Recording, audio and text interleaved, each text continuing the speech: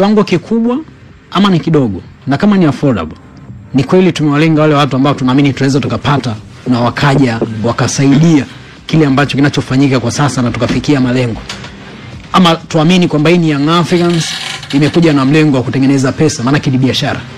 Yeah, tukianza kwenye ile hoja yako ya kwanza kama ni gharama, bahati nzuri nimepata bahati ya kuwa moja ya makocha wa akademi bora kabisa Tanzania kwa hivi sasa, ambapo hiyo ndio inawezekana ndio ya gharama pia haijafika kwenye hiyo laki 4 ya ada kwa kila mwezi, lakini hazitofautiani sana na hapo.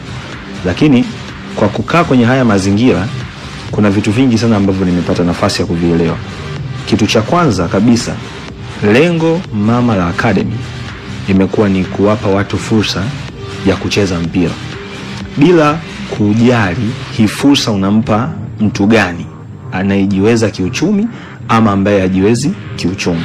Hii ni fursa, ni kuwa tuna academy ni fursa ya kufungua talent nyingi ambazo ziko mtaani, ambazo mpira unaweza ukawa sehemu ya maisha yao ama unaweza ukawa sehemu ya vipato vyao vya hapo baadaye. Sasa kwa kiasi walichokiweka Young Africans, yawezekana kabisa kwa wao, kwa hadhi ya klabu yao vinaendana kabisa. Kwa sababu nilikuwa nafanya research ya zile academy bora duniani.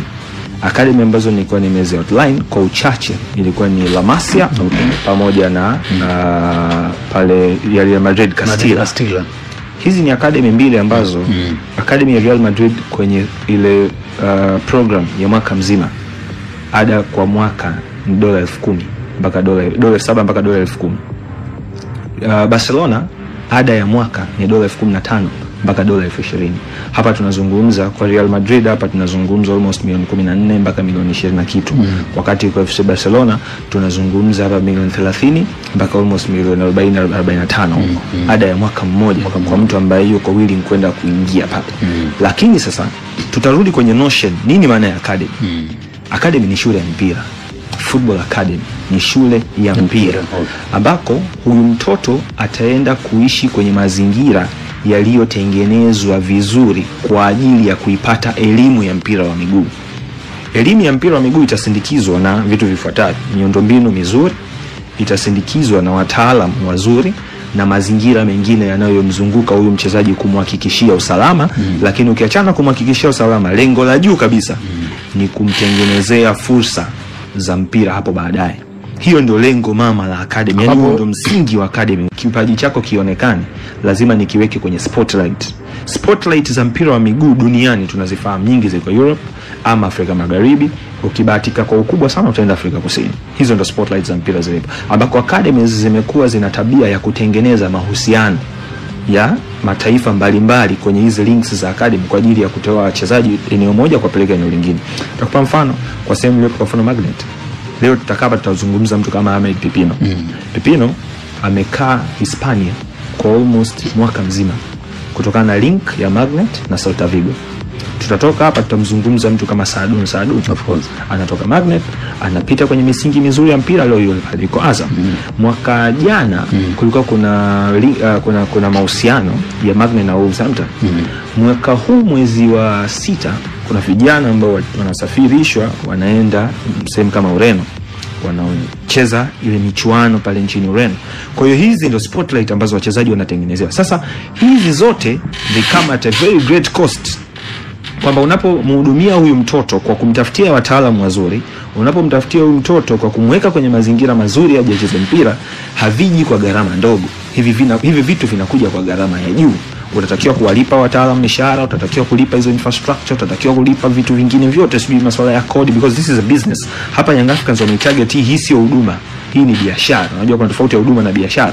Yanga hafanyi huduma, sasa biashara. Kama anafanya biashara, kundi la watu, ndio wanasema kundi la watu asilimia kubwa zaidi ndio tayari limetarget watu wenye nguvu ya kiuchumi. Uzuri wa biashara, biashara imekuwa ina tabia ya kuweka matabaka. Na ndio maana sio kila mtu ana uwezo wa kununua nguo kwenye kila duka.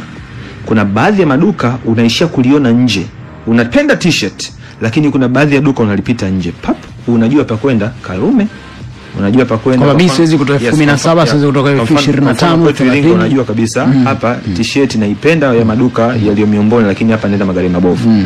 Nenda kununua t-shirt yangu fresh naishi. Kwa sababu gani? Biashara ndio iko hivyo. Kuna watu ambao wewe utawatarget kulingana na thamani ya kile kitu unachokiuza.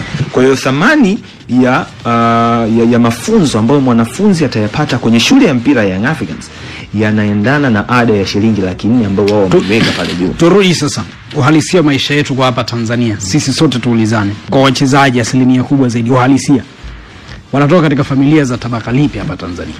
Academy, kumbuka Academy cha kwanza Brain ni eneo ambalo kama nilivyosema hapo awali, Yanga wameitarget biashara.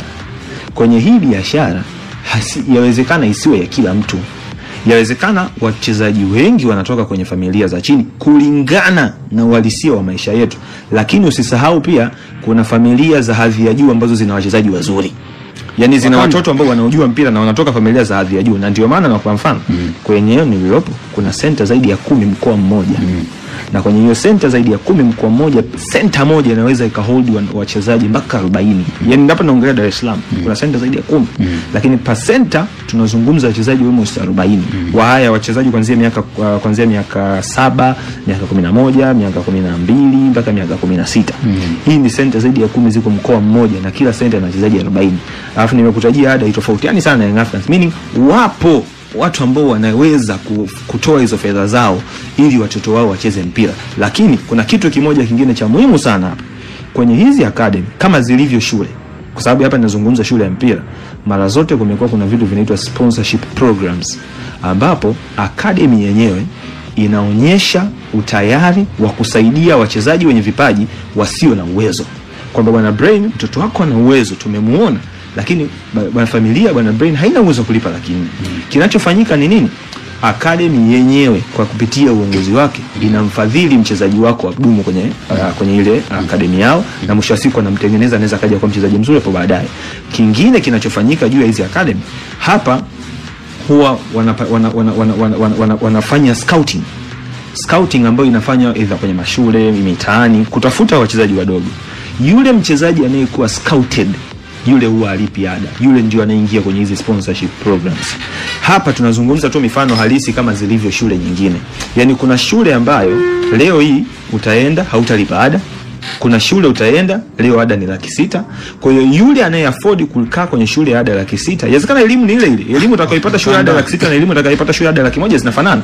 Lakini elimu utakayopata shule ya ada 600,000 ataenda yule anaye afford. Ukishindwa kuiafford kwenye shule ya 600,000, kuna hizo programs ambazo wataona bwana kuna watoto fulani ambao ubongo wao umechangamka, huyu tukimchukua tunaweza tukamtengeneza. Ndio hao unakuta sasa hiyo ni hatua ya mwisho sana, yani mtu akufikiria kati uchangii chochote. Ndio hiyo sasa Brain nakwambia baadaye tunaweza tukafikia kwa nini tunaweza tukafikia pahala hapa hata Nsajigwa kwamba kama ulipe maana yake tunaokeka pembeni, unayelipa na uwezo wako bwana ni mdogo, una kipaji hicho unaweza kukuta kwamba tunakukumbatia, nataka kujui tu. Yani hizo ni assumption ambazo tumeziweka. Ndio halisia ada, ndio ipo hivi. Nimekupa mfano mmoja, uzuri naishi kwenye hayo mazingira. Kuna wachezaji ambao wana talent, hawana fedha, lakini wapo wamekuwa sponsored na academy kwamba watacheza, wanacheza. Hawa wengine ambao tumelaba mmeweka hiyo mifano kwamba mtu kwa sababu ana hela lakini hana talent, hao ndio wanadondoka kwenye kundi la biashara, kwamba sasa watakuwa treated sawa na wale wengine, na wale waliotoa treatment is the same. Kwa sababu gani? Hawa watoto wote wanaoishi humu ndani kwenye hii academy wote watakuja muda mmoja, wote watafundishwa na walimu mmoja. Yani hauwezi kuniambia kwa sababu wewe unadondokea kwenye kundi la sponsorship basi mazoezi yenu yao tofauti na ya hawa. Treatment ya uwanja wa mazoezi mara zote, kama ni jogging mtafanya wote, kama sijui ni coordination mtafanya wote, kama ni kukaa chini kuwafundisha sijui ni yale masuala ya falsafa mtakaa wote, mtafundisha vyote. Segregation huku kwenye mpira haipo. Ndio maana nasema sponsorship ngapi watapata wakanda kwa wale ambao wameshafeli, hata wakiwa wawili ama watatu. Sasa wengi ambao ndio watashindwa kufikia, wengine ambao wanashindwa kufikia huko. Ndio maana nilikwambia hapo awali kuna mtu hawezi kununua t-shirt Kariakoo, hawezi kununua t-shirt Mlimani City, anaenda Karume. Wewe ambaye hauta afford ada ya Yanga, kuna center ziko Moto, kuna center ziko Mabibo, kacheze kule. Kingine hapo amegusia kwamba ni issue ya biashara. Ni kweli ni issue ya biashara. Lakini kwa mfano hizo